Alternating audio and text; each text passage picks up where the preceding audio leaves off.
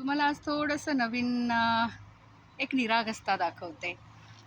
हा पांड्या, खंड्या.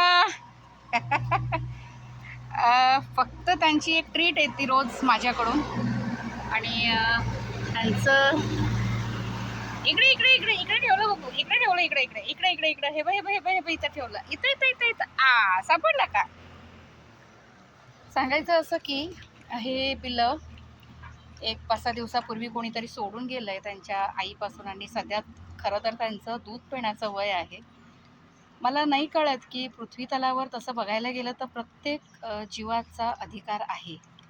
काय वाटतं तुम्हाला? बरोबर बोलतीये ना?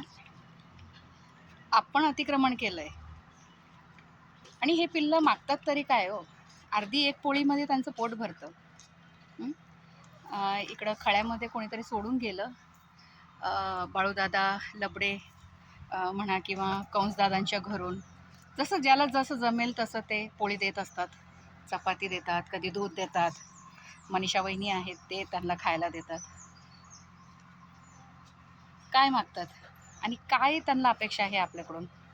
की आपल्या इकडे सोडून गेले किंवा आपल्या ठिकाणी आपल्या घराच्या आसपास कुठंतरी कुत्री जणली म्हणजे ते आपल्या घरावर ताबा घेणार का? माणसं इतके तरी स्वार्थी मुळातच हे जीव नाही आहेत. आणि आता त्यांना नावही कळायला लागले. हा इकडचा जो आहे त्याचं मी नाव खंड्या ठेवलं आहे आणि ह्याचं पांड्या ठेवलं आहे. पण इतकी आतुरतेने वाट बघतात. फक्त खंड्या आणि पांड्या म्हटलं की पिल्लं इतकी जोरात पळत येतात की बस.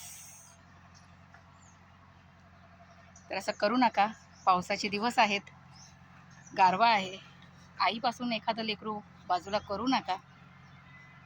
दुर्दैवी आहे, आपण माणसं आहोत असं म्हणायला हरकत नाही. माणसं आहोत तर माणसासारखं आपण जगूयात. आपल्या घासातला एक घास आपण ह्या लेकरांनाही देऊयात. निसर्ग वाचवूया. जय हिंद.